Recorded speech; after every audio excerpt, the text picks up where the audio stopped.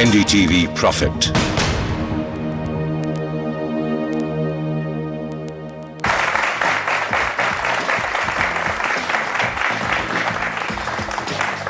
Over 10,000 emails, phone calls and SMSs from our viewers as we round up year one of the property show, and an overwhelming and very touching list from many of you who follow the show closely.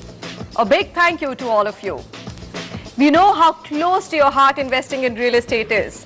So today, this anniversary special is open to you. Bring on the questions and we'll make sure that when it comes to making the most of your real estate investment, we get you India's top real estate developers, consultants and investors to answer them.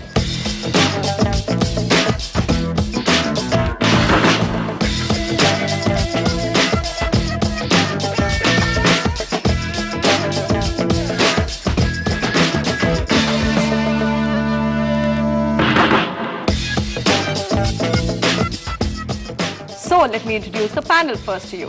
Rajiv Talwar, thank you very much for joining in. Group Executive Director, DLF. Needs no introduction, he is the rock behind India's largest real estate company who's transitioned seamlessly from his IAS career to the equally complex world of real estate. Jack Bastian Nazareth, Group CEO of Bangalore. Jack, pleasure to have you with us. Puravankara Projects Limited. Jack is one of the most sought-after CEOs of the industry with over 23 years of experience in real estate development, corporate affairs and civil engineering consultancy. Rajneesh Changrani, Principal Founding Member of Redford Capital, one of India's smartest and biggest real estate PE companies. Raj, thanks very much for being here. We also have with us Anshul Jain, CEO DTZ India, well-known name in the industry who took a leap of faith and joined real estate consulting when few were venturing into it as early as in 1996. Anshul, pleasure. Sameer Jasuja, founder and CEO of Prop Equity, my expert co-anchor, you all know, without who the show would not be possible. The Prop Equity data's reliability is unparalleled in India. He's now getting chased by global investors for a stake in the formidable business he's created, and Sameer has promised me a share of his equity in return for making him famous. So even 1% share or even 0.1%, ladies and gentlemen, will be enough for me to retire. Absolutely. All right, and from Mumbai, we're joined by Niranjan Hiranandani, founder and chairman of Hiranandani Group, who would have been with us only if his flight had not let him down. For us, a show without the rock star of real estate would not be complete. Mr. Hiranandani has not only redefined Powai and made it Mumbai's landmark, he is a powerful voice on industry forums as well. Gentlemen, thank you very much for being here. I'm not going to talk too much. I do on other days, but today the forum is open to everybody. So, the first question, let's start with Professor Gurbir Khera. Sir, I believe you've got a question. In a very fiercely competitive markets of today, like which is a better option, like let's say a lucrative option, investing in land or buying an apartment, and which will give a better returns? Rajiv? Okay. Yes, first of all, thank you very much that you've called it a very intensely competitive market. Many don't believe that. Okay, no asides. But truly saying, of course, land as an asset is invaluable. But as far as value addition goes and availability goes, I think flats are better. Would you agree? Better returns? Okay, fine. I think that's a subjective question because depends on the location of the flat as well as the location of land. But definitely flats are something like which you can do multiple. Maybe land parcels cannot be multiplied very easily. Would you agree with that? I mean, I would think that a lot of it is skimmed away. That's what we believe. By the time you get an apartment, Raj, what's your view? Well, my views really are, it depends on your risk appetite. So land, any day, data will tell you that it could be a 5x, it could be a 10x, but you could lose all your money. Because it's a cobweb. I mean, when you're buying land, you really got to know what you're doing.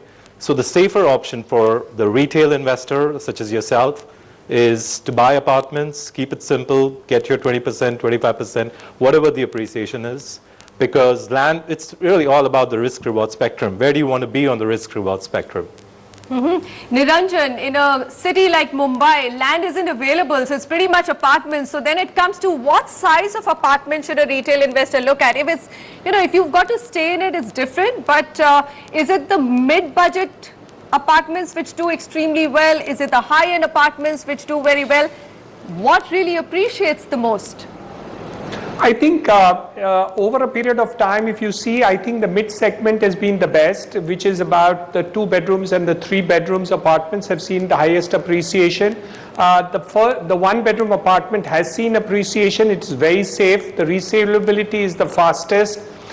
And the large size apartment has seen increases in returns, but they are sporadic. If you have a demand for it, you can see immeasurable returns. But for a regular investor, I would stay for a 2 or 3 bedroom apartment as a good return over a period of time in a city like Mumbai. In some markets though, Samir, that has completely not been the case. Luxury has done extremely well in a market like Gurgaon or maybe even a market like Bangalore. It's been fabulously good in terms of returns. There seems to be a huge appetite for 25-30 crore apartments. I would like to add that, real estate has become a big science now. And it is also an art. So you have to combine both. I think the most important factor that needs to be looked at when you're looking at buying land or apartments is the demand supply, is the kind of people who are living over there. And most importantly, if you're looking at bank leverage or not. So if you're looking at bank leverage and you can get bank leverage, apartments are the right investments to make. Also in markets where there has been maximum employment generation, that tend to appreciate, and the resaleability, and you don't get, it's not illiquid. Whereas land is a long-term bet, it does give you that kind of appreciation, but you have to hold on to it for 5 to 10 years. As far as the luxury versus mid type of apartments are concerned, again, it's very micro market focused. Right? If you're looking some markets at, it won't do well. If It's you're a looking risky at markets venture where, again to go higher. where luxury is in demand in terms of there is higher income, net income, high net worth individuals, luxury does much better than affordable or mid markets. Okay, yes, go ahead, sir. I am Karnal Dua. This question of considering the flat versus the land, we cannot consider in isolation without taking into account the risk involved in both aspects. Right. I would say, as far as the land is concerned, there is a lot of risk involved because over a longer period to keep it, and the chances of encroachment is much more than compared to a flat. All right, so you pretty much summed up what the panelists said. What about plotted developments, Jack? That's a new concept, so it's not like you're going in the boondocks and buying some piece of land. You're actually buying land which is plotted out, neatly put in a gated community. How do you weigh out that? Because a lot of our viewers write into that question as well. I think the risk of buying land on your own weighs heavy in our country. One, because he said you need to, I think in today's world you need to go there every day to just ensure that your land is there, not encroached upon. But the better part of that solution has come into micro markets where plotted developments in gated communities have come up. And I think while that is great from an appreciation point of view, for those of you who want to buy plots and make your own home, I think we understand the problems of actually building a home on a piece of land. You are truly speaking buying a land and building a bungalow or a villa on that. The amount of pain that you would want to go through, given where today labor costs are, input costs are, how architectural drawings come in, I think it's better if you go in for an apartment. I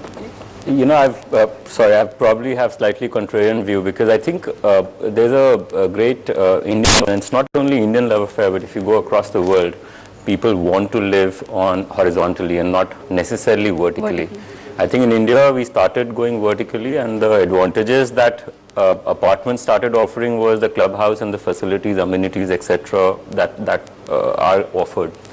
I think plotted developments in gated communities to some extent has solved that. The same. So you got the security, you got clubhouse, you got all the other amenities.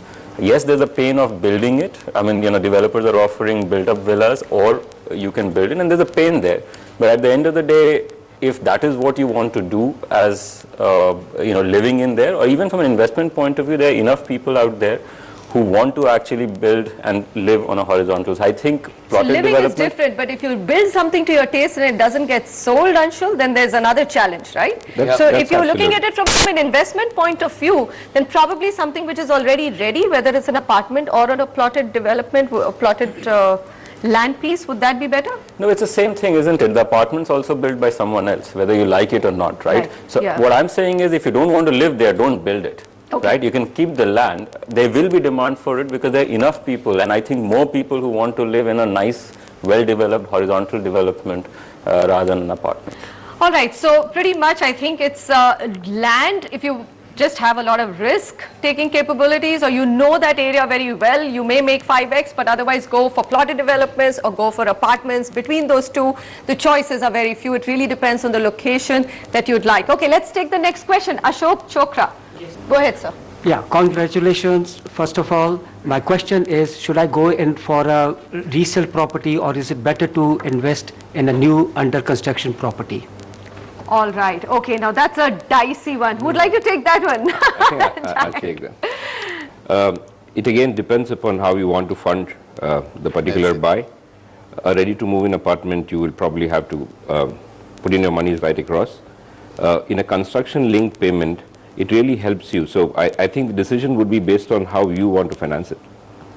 In fact, how you work out your own finances, whether you're taking a loan or you need to repay, and how soon do you need to repay, plus do you want to lengthen the period of time over which you invest.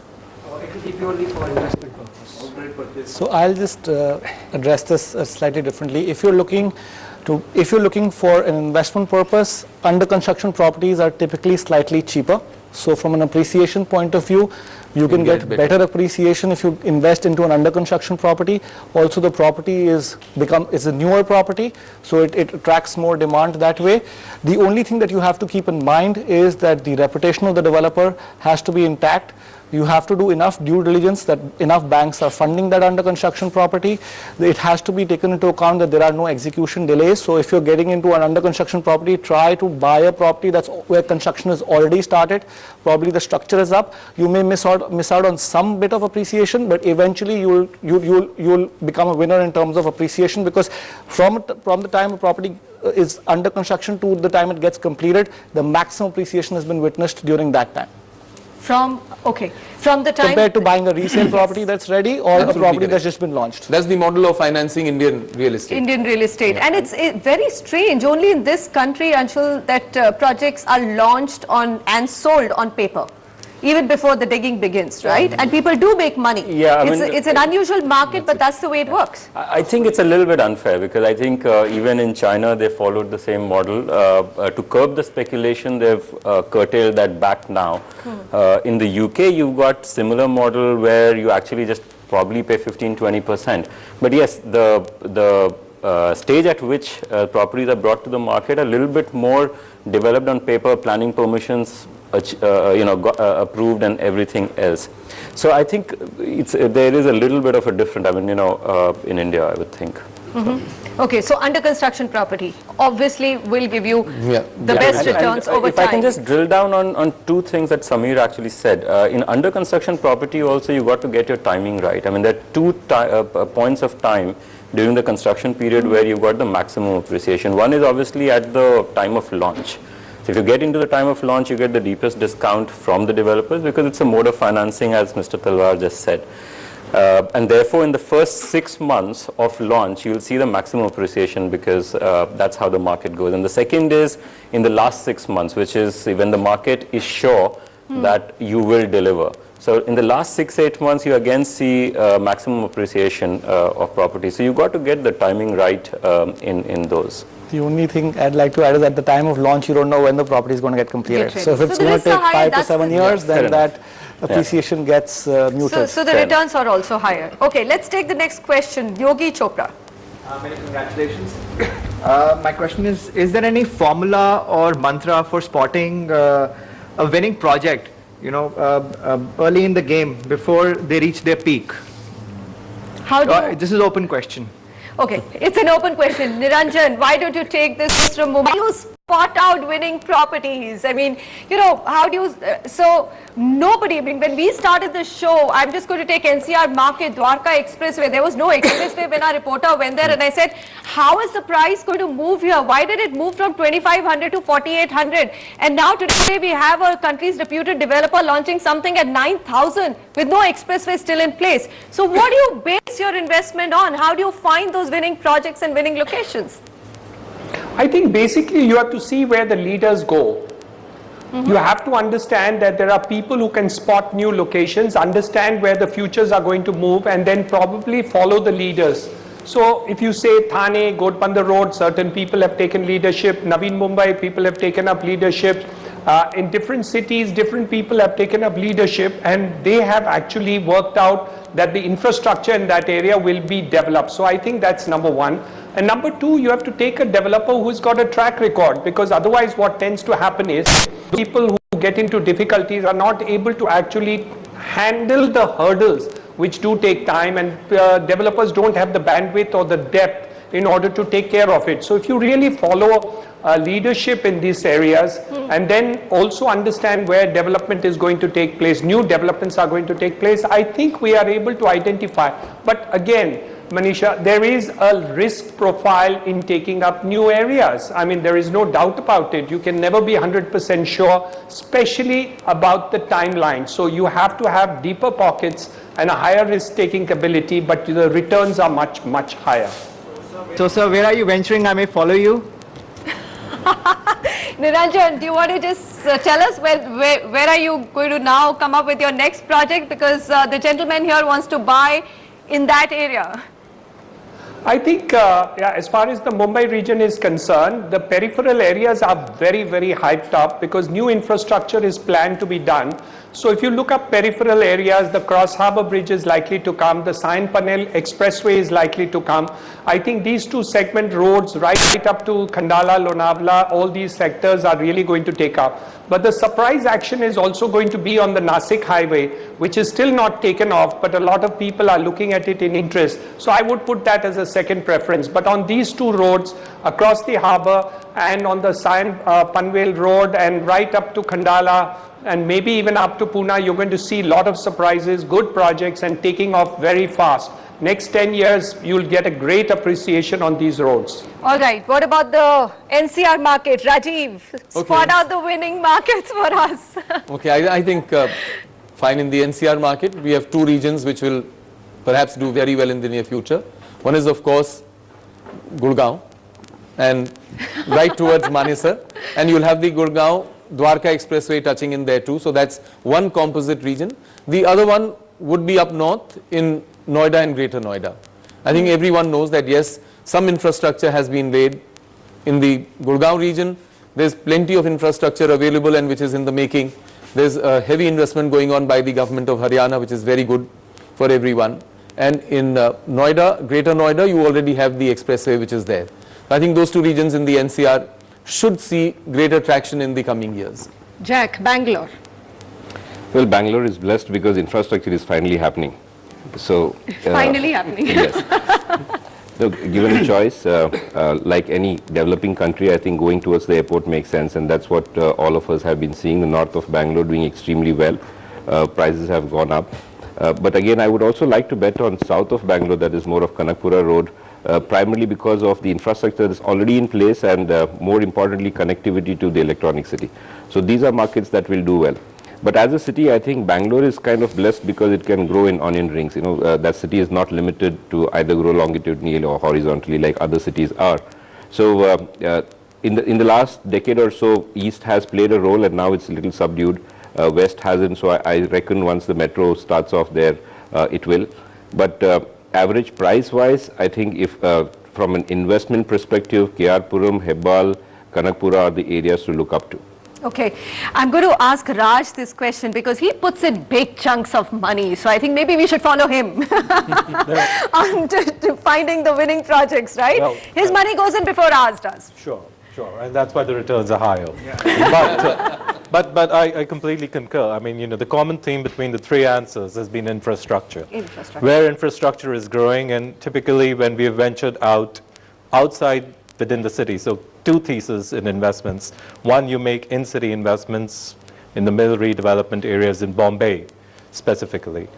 The second one would be on the outskirts, and as Mr. Hiranandani pointed out, that's basically driven by infrastructure growth.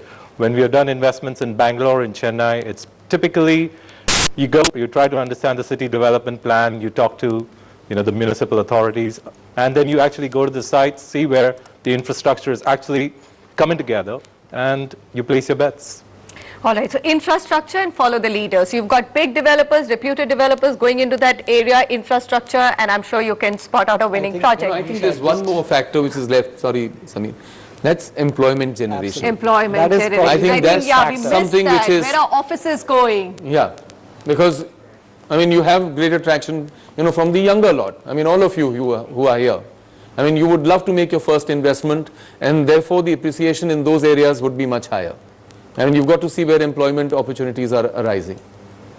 So that's another very interesting point. If a city is not creating enough employment opportunities, I mean, just look at why Gurgaon has done better than Noida or Greater Noida. Simply look at the office space which is being taken up in the Millennium City versus this. I mean, you all are from Delhi, so you can immediately relate to that. They started to build, let's see where Faridabad is, where that Gurgaon is. Gurgaon is. All right. So miscalculated decisions. Absolutely. So very good insights here. Infrastructure, job creation, and good developers. Three absolute bang-on techniques to find some winning projects or locations. There should not be enough supply. And for that, you'll have to, of course, get data. Many more questions from the audience. Our goal to give you the best perspective on how to make the most of your real estate investment. We'll be back in a moment.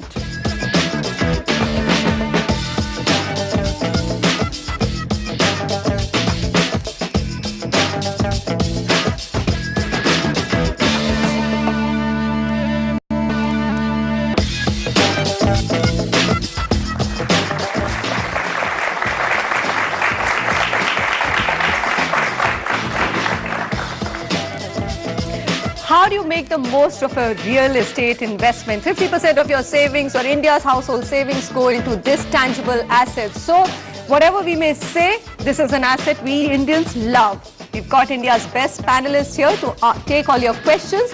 Let's go back to our audience. Didi Sharma has a question. Yes, Mr. Sharma. First, congratulations to you. Thank you. My question is regarding the safe and optimal limit of leveraging one's property portfolio, and what should be the ratio? Leveraging, Raj, yes. Sure. So for a retail investor, so one is that banks have already set the norms. You can't borrow more than 85%. Right. But in terms of household income, how does one arrive at that? Absolutely. And like two ways. Retail investor, the only way to do it is basically think of it as 35% or 40% of your net household income should be towards your mortgage payments. So, and then you back calculate what does that turn out to. Typically in this country it works out around a 50% leverage. That's what you're seeing across the country, and that's right. You can go up to 80%, 85%, but not advisable from a retail perspective. Institutional investments, of course, leverage is like the middle name for real estate. So leveraging is when you look at real estate as an investment vis-a-vis, let's say, gold or equities, and everybody says why real estate has an advantage is that you can borrow to buy it, isn't it, Anshul? Yeah. And I think that's a big advantage. Absolutely. I mean, the return that you get on the equity that you've put in is significant. I think the only thing, I think as Raj put in appropriately, is what can you afford in giving out on EMIs on your post-tax income. And obviously what you got to do is consider your regular expenses, your other investments, your savings, and you could get some irregular expenses coming your way. And once you've done all that, there's a little bit of, whatever is left, you can possibly use that as an EMI. The thing to be very careful of is, don't back on the fact that you'll be able to sell immediately when you need. Flipping is the word. Yeah, investors in India and the active investors have got very used to flipping, isn't it? Book something in 2 months pre-launch phase, you will get a 10-15% appreciation and then be able to book partial. Yep. Is that a dangerous game? Absolutely. I mean, till the music keeps going, i.e., as long as the prices are rising in a bull market, great, right? But you don't know when the music stops. And this is exactly what's happened in the US, UK, and in some ways that's where the subprime crisis and the whole global financial crisis started. In India, I think we saw a little bit of this in 2009, where a lot of investors were actually stuck because they were banking on flipping. And 2009, there was a period of time when the markets really slowed down. And there were a number of distresses in that particular market, and you can actually lose your shirt at that point in time. It's happening again? So, Raj, is it happening? Would you know, or Sameer? On the contrary, I think developers, at least the marquee developers, such as ones whom we choose for partners, they have it in their contract when they're selling flats. So when we sell flats, our developer partner sells flats, it's clearly written that for 2 years, there will be a strict penalty if you sell. So that pretty much, you put impediments in order to prevent the flipping attitude. So and investors. You tend to take in as many end users as possible. That's right, exactly. Is that really correct? Because, you know, if you look at some markets, there's a very peculiar situation. You have developers setting a price which is higher than what they have sold to brokers at level 1 because they want the brokers or the investors in the first phase to get an exit. It's happening, Sameer. It's especially happens So in the this NCR part market. of good business practices is still limited. I think in investor-driven markets, flipping is still happening, and I don't know whether it's dangerous or not. There's no data to prove it, but right now it seems like a sane situation or an insane situation. Well, again, you'll have to go city by city. Right. If you look at the south, there is no such thing happening because it's an end-user market more or less. I can see Jack smiling. Right? It's Rajiv. Rajiv's also smiling. Yeah, investors are no investors. It doesn't. Touch wood. Touch wood. It's good business. The western region is a hybrid kind of a situation where you have some investors and you have some end users because the demand-supply gap is tilted towards more demand and less supply. And finally, we come down to the north, especially Noida and Gurgaon. I would say 60 to 80% is investor-driven. It is most of the properties are underwritten. I'm not talking about the top 10 reputed developers because they don't encourage such practices. But when you have over 100 developers competing with each other and they have to ensure that their stock gets sold for the product or the project to get successful in the eyes of the public or perception, to create the perception, they want to ensure underwriting happens first and brokers are given an opportunity to sell those flats to financiers who need to in turn make money, and then it's eventually sold to the end user. So flipping does happen. Okay, flipping does happen. Is there a way that you can actually, as a retail investor, end user, be a bit careful, Rajiv? Should I feel concerned about buying a property in a resale market which is now a third or a fourth ownership, or is that a worry which I shouldn't have? I think there are 2 or 3 aspects of it. Number one, of course, you'll have to spend much more when you're doing a resale. Right. But I think safety margins play in, as Anshul had said, that the nearer the project is to completion, you have to pay higher. But you're pretty sure that you're going to get the product in a limited period of time. But otherwise, if you're going in for a new project, I think it's come out in the show fairly well that the new areas which you can look at, the track record, look at the infrastructure over there, look at the employment generation, because if you are an end user, then it's a huge investment for you. You cannot take chances with it. And therefore, it would be most prudent to go and book not only in the area that you would like to stay in, but also once the building has taken off. And then it would be much better to make an investment yourself rather than go through a secondary sale. Just on question of flipping once again, I think the issue on flipping is in equities market, if you speculate, you can still get out tomorrow. You might have to take a little bit of haircut or a little bit of discount on what you've kind of invested in. In real estate, if the market goes flat and the demand goes flat, you are stuck for a year, 2 years perhaps. And or if the developer is not performing and not building, you are stuck, right? And you're stuck, the banks, you got to pay because you're leveraged quite heavily. So you can't go to a bank and say, too bad I won't pay, because, that you simply can't do. So that is a risk you got to understand. And real estate, nothing, I think speculation in investment shouldn't be there, but in real estate, it's an absolute no-no. So please calculate what you can afford. Think about the worst case, say, okay, if worst case I've got 7 years and I can't sell, 5 years I can't sell, can I sustain the EMIs? And if the answer is yes, go ahead. Yeah, and you know, there's this whole phenomena that I've seen in drawing room conversations in Delhi where 3-4 friends, 5 friends get together and say, let's book 3 flats or 4 flats. So be a bit careful. I mean, I think these are very extremely important words, flipping, getting into groups and buying. If you're comfortable that you can pay your 5-year EMI, because cyclically industry could go through a 5-year recession. I mean, it is a cyclical industry. That's the most important thing. Okay. Next question, Faisal Beg. My question is that there are a lot of commercial developers who offer very attractive guaranteed returns. Is it your own money that comes back to you, or is it something that they make and give back to you? I mean, this is something which is a little different than the apartment part, but then... No, commercial and really, they're advertised very heavily, so I think you've got a very, very valid question. Yeah. Niranjan Hiranandani, let me go to you. Commercial buildings, pardon me, commercial real estate being advertised with assured returns. Risk factors of that, or should you go ahead? I think the risk factor is very, very high. In the commercial segment, if the economy moves downwards, I don't think you can possibly get a backup, which is going to be very easy. So my friend is right. I think the money is itself rolling back to you.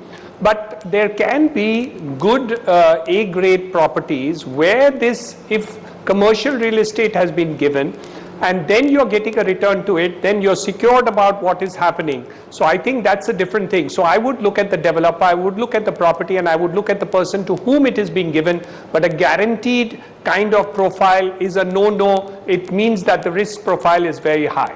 Does it mean, Jack, that the developer is very desperate? That's why he's assuring? Or is that too much to read into that fine print? I think it's too much to read into it because, whenever these offers come, sir, it's primarily based on the micro market.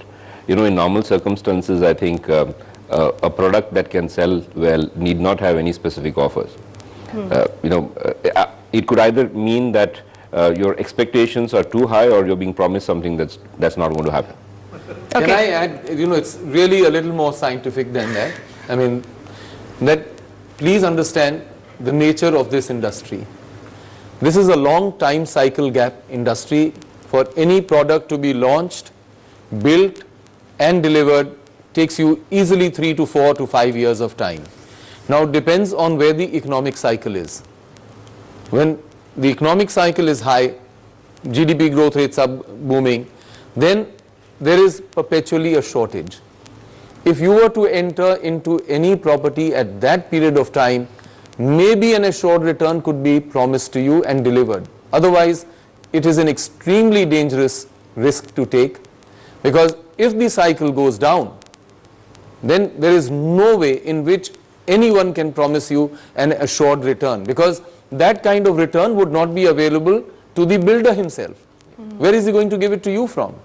So please be sure that you read the macroeconomic situation existing in that local market, but more importantly for commercial space, as you said, in the Indian market. So larger question I think here is, should retail investors get into commercial markets or commercial realty at all? Raj? No. The short answer is no. No. Okay. So it doesn't matter whether it comes with guaranteed returns or doesn't come with guaranteed returns, but it's definitely not the This is because the strata or individual buying in commercial real estate is probably the biggest value destroyer in the long run. Because it destroys, it's the biggest value destroyer. And the reason is, you see Connaught Place, you see Nariman Point, and you see the status of those buildings. Today you can still get rents in that building. The only reason is that the supply is not there in those areas, right? Today if you go into Gurgaon and buy 1,000 square foot, you co-own that building with about 70, 80 owners. There's no way that building will stand the test of time in 10 years time, because you cannot agree with your neighbor as to how much money you want to put in maintaining that building. In 10 years time, you lose your shirt.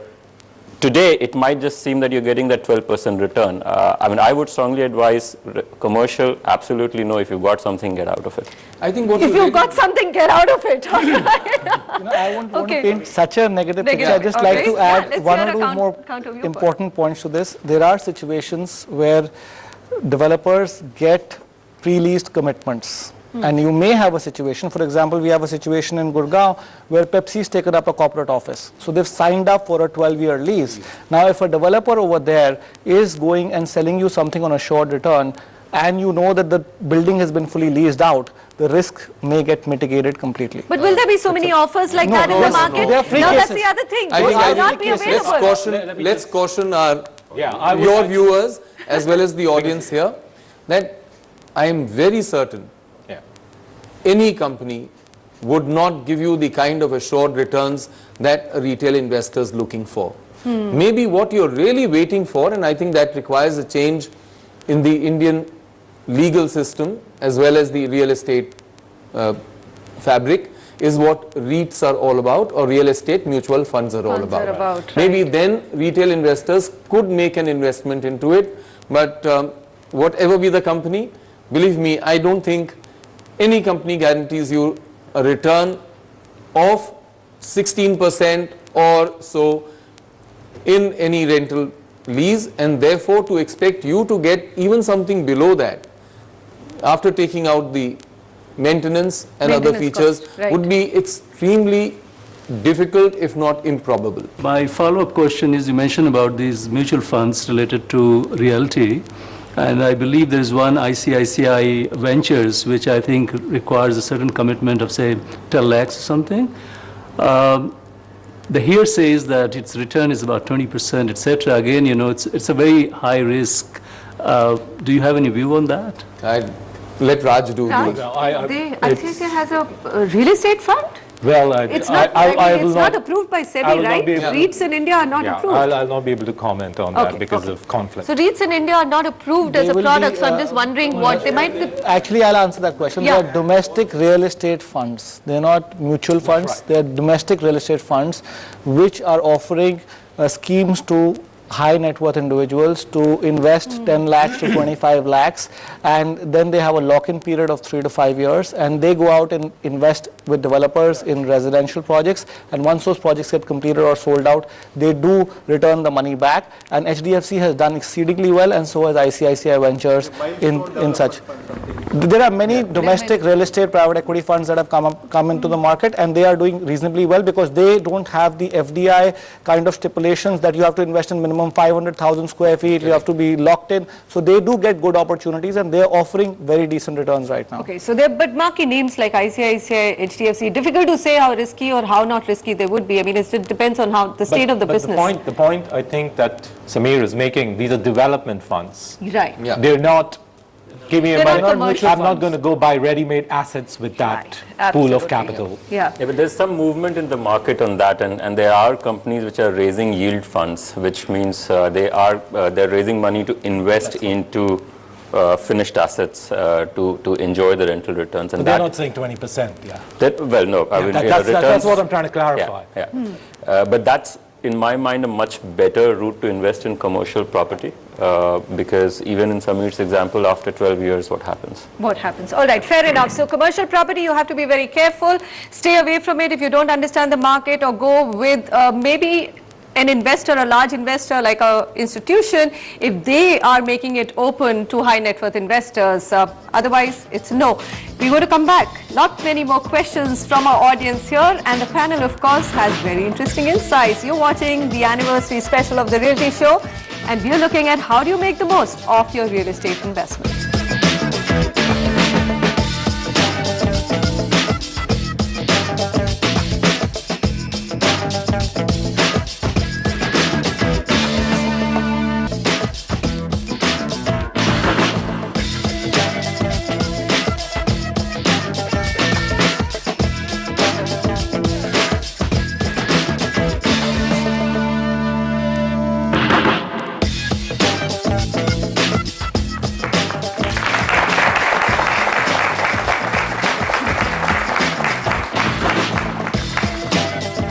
How do you spot winning projects early in the game when it comes to real estate? Do you buy land or do you buy apartments? Where will you make more money? Do you buy residential or do you buy commercial? So some of these questions we've already taken, but many more lined up today.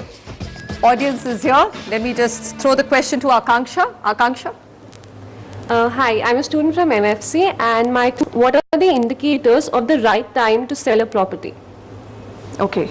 Indicators, right time to sell a property. Is there a percentage return I must keep? So for equity, they say 18% is a good return to get. 15, 16, Jack? No, I think it all depends upon how what you have thought at the time of buying. If you truly ask an indicator, micro markets operate very differently. Like we all said, our industry is cyclical in nature, so there are ups and downs every 5 years. It also depends on what point of time have you invested in the project in the first place. I think if you have made up your mind and you worked out your numbers in terms of having certain returns, that's the best time to exit. Because if you are just about invested at a time when things are going right, you will always feel bad that you sold at the wrong time. Okay, so I don't think there's any specific formula here for us to say this is an entry or an exit. All right, Niranjan. I'll just add a few pointers to that. I think, so for example, if you've invested in an old property and you see a lot of new development happening in the same region, and the new development is probably a little cheaper or a little cheaper than your current existing property, but Does you it do happen in definitely India? see, of course it happens all the Yes? time, yeah. Okay. So you should then sell and look at buying into newer projects. That's one point, because your property will keep on getting older and start getting depreciated. If there is that you will see when you're living in that development. But in an area where there is just no supply, you will have to hold on to your property. It doesn't make sense to sell, and the area of course has to have all the other factors, infrastructure getting added on into that area, employment generation. We've all discussed those points, All but right. those are the important issues. Okay, fair enough. So also keep a very close eye on what's happening around you, how much new supply is coming in. Niranjan? There's one point which you can consider, because if you're actually going into selling, it means you're an investor, you're not an end user. Now, if you're an investor, then I think the better thing to do would be to see what kind of return are you getting, and can you enter into another venture. Now that would be that the price differential is something which will give you a return automatically. Niranjan, a percentage, I think what our audience is also looking for is some benchmarks, because when you go to a financial planner, he says in equities long term you can take 16 to 18%. I've also read an HDFC report where actually the report said something very different from what Samir is saying. It said that to make the most in your real estate investment, you need to hold a property for at least 5 years to 10 years. So are there some benchmarks here that we can work with? I think the benchmark is very clearly 3 to 5 years in terms of returns, in terms of residential real estate, and I think that's a good timing. But sometimes when you look at the 3 years or 5 years that you have reached, you have hit the lower end of the market. At that point of time, you may have to hold it for 1 or 2 years more. But if anybody is looking at flipping, that's not a good idea in the real estate market at all. And I think long-term players have always made money. If I take my 30 years of past experience in terms of investing in residential real estate, anybody who has taken a 5-year, 3 to 6 year scenario has never ever lost. And at the end of the day, between 15 to 20% return for investing into properties which are getting into development is a doable, completely done in the last 30 years. What is your personal return is your expectations, and that would differ from place to place and the timing of the exit. All right, so fair enough. We've got some benchmarks, 13, 14, 15, maybe going up to 20% in a rapidly moving market. And of course, 3 to 5 years is what your time horizon should be. I'd just like to give you a classic example.